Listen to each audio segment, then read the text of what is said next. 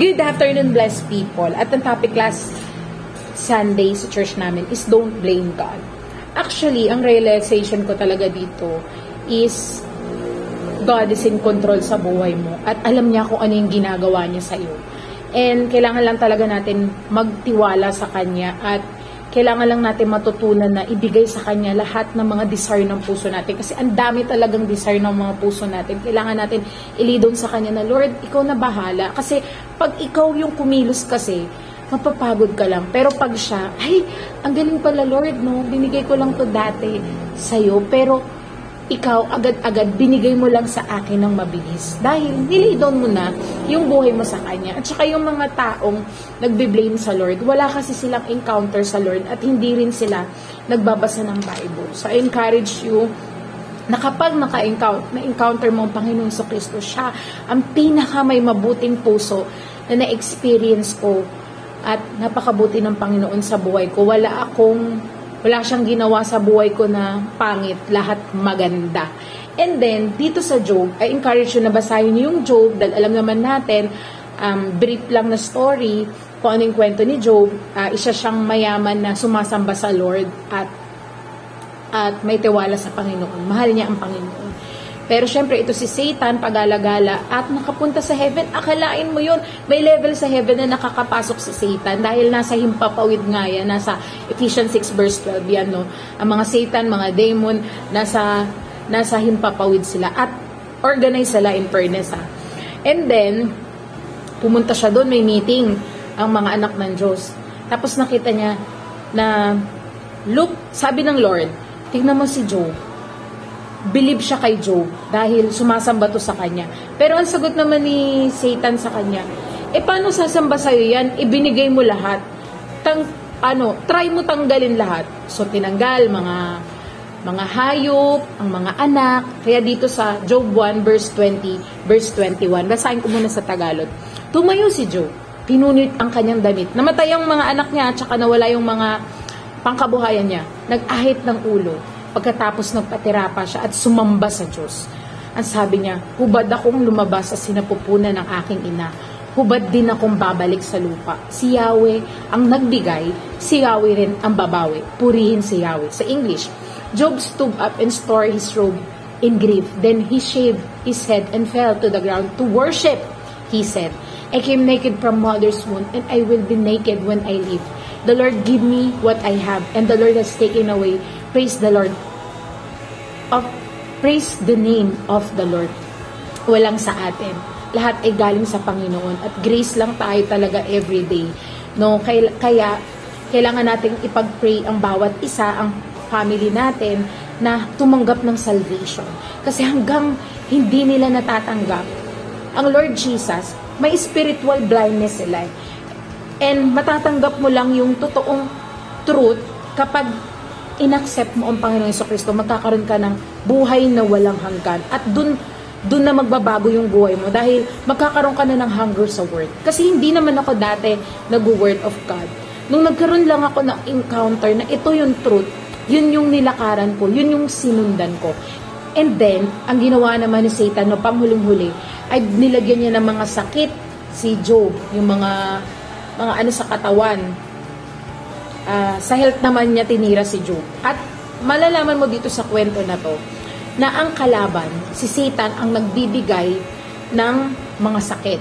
Siya ang nagbibigay ng mga problem sa iyo. But God allow it lang to happen para matutunan mong mas lumapit sa Kanya. And then dito sa sagot ni Job, sa Job 2 verse 10, sabi niya, kasi ginamit na ni Satan yung asawa ni Job na, pupuri mo pa rin ba yung Diyos mo? Ayan na, may sakit ka na, ganyan-ganyan.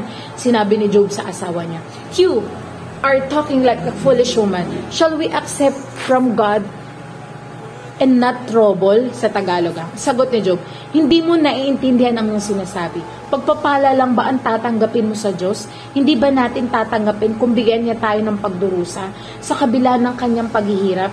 Hindi nagsalita si Job ng laban sa Diyos. Alam mo, ang perspective kasi, kapag na-open na yung spiritual blindness mo, lahat ng ibibigay sa'yo ng Lord ay mabuti. Hindi mo lang makita ngayon kasi wala ka pa sa piling ng Lord. Wala ka pang totoong relationship sa Panginoong Jesucristo. Pero kapag nagkaroon ka na ng intimacy sa Lord, magmamahal ka na ng sobra-sobra. Kasi na-feel mo na yung totoong pagmamahal wherein si Jesus yun. Dahil dati, parati ako nagtatanong, Lord, bakit mahal mo kami sa kabila ng mga kasalanan namin? Alam mo, ang sagot lang ng banal na Espiritu sa akin. Kasi ako ang may gawa sa iyo. Kasi anak kita. So, the moment na nagkakaroon ako ng intimacy, the moment na pinupuno niya ako, the moment na nagbibigay ako ng pagmamahal sa iba. Kasi dati hindi ako ganun. I was, gusto ko sarili ko lang. Selfish ako, na kaya ko lahat. Pero nung nagkaroon ako ng encounter kay Lord, mas nagmahal ako. Kasi naramdaman ko yung totoong pagmamahal na walang hinihinging kapalit. At ito ang matatanggap mo pag sumunod ka sa Panginoong Jesucristo. Ibibless ka ng Lord ng doble. Kaya dito sa verse 42, tingnan mo, ang kwento ni Job sa verse 21, nakuha niya lahat ng problem na bigay ni Satan. At huwag kang papayag na si Satan ay manggugulo sa family mo. Kaya sinabi sa Matthew na we have the keys of heaven to bind ang lahat ng ginagawa ni Satan sa atin. Tayo ang may kapangyarihan. Yung boses mo, gamitin mo, i-bind si Satan sa family mo, sa anak mo, sa mga kapatid mo, nalayuan ang family mo. Nasa sayo yan. Ikaw ang magbibigay niyan sa family mo. Kailangan mong lumaban sa prayer. Kaya dito sa verse 42. Verse 10. So, babasahin ko to. Ang gamit kong version is NIV version. After Job had prayed for his friend, pinagdasal niya yung mga friends niya. The Lord restored his fortune and given twice as much he had before. All his brothers and sisters and everyone who had known him before came and ate with him in his house. They comforted and consoled him over all the trouble the Lord had brought on him, and each one given piece of silver and gold ring. The Lord blessed the latter part of Job's life. Ibig sabihin, ang pinakamagandang buhay mo ay nasa hinaharap. So, don't lean sa mga nagawa mo na noon. So, kailangan, pag tinanggap mo ang Panginoong Jesucristo, lalakad ka na sa banal na Espiritu at magtitiwala ka sa Panginoon. More than the former part. He had 14,000 sheep, lahat na doble. 6,000 camels, 1,000 oxen, and 1,000 donkeys. And he also had 7 sons and 3 daughters. The first daughter he named Jemima, the second Keziah, and the third Karehapu. Now, nowhere in all the land were there found woman as beautiful as Job. Pinakamagandang anak ang binigay kay Job. Daughters, and their father granted them in an inheritance along with their brothers. After this, Job lived 140 years. He saw his children and their children to the 4th generation, and Job died an old man and full of years.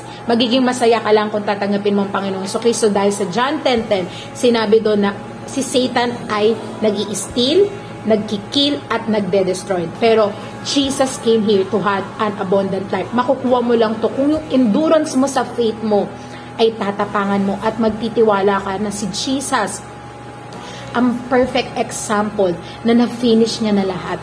At kung magtitiwala ka sa Kanya, mabibless ka. Whoever calls on the name of the Lord will be saved. Thank you everyone. God bless.